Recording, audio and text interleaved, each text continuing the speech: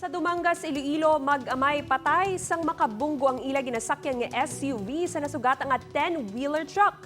Si John Sala nakatutok.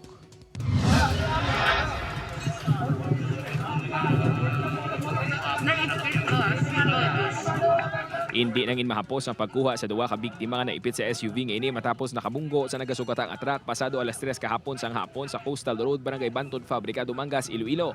Gilayon nga nagresponder ang MDRRMO Dumangas kag BFP para ma-rescue ang mga biktima. Wasak ang naunahan nga bahin sang salakyan kag truck bangod sa mabaskog nga impact. Suno sa saksi nga si Alfonso Hechanova, tuman kadasig ang padalagan sang pribadong nga salakyan nga ginamaneho ni Barangay Kagawad Joey Hermo, 34 anyos, ang Aurora del Pilar, Dumangas. Kaupod sini nga sakay ang 65 anyos nga amay nga si Porferio. Mahimo nga wala makontrol sang driver ang ginamaneho nga salakyan. Alin sa tito go, yab na dalagan niya pagto diyo. Di kay nagdulog dang isa ka truck, ang sinungkit siya mo ni ang gasunod. Dasig nang iya nga padalagan. Giningagaw dala ang mag-amay sa Dumangas District Hospital pero gindeklara nga dead on arrival. Gilayon naman nga nagsungga ang truck driver nga si Joey Francisco sang sa PN Capiz. Temporaryo nga nahunong sa karsel si Francisco. Ang ining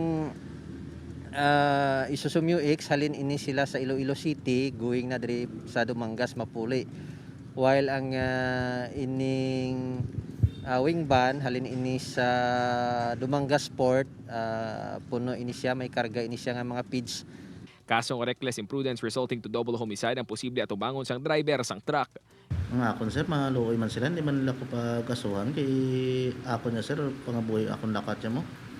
Ang drive man ko sang tsakto. Upod kay Cyril Duque, John Sala, One Western Visayas.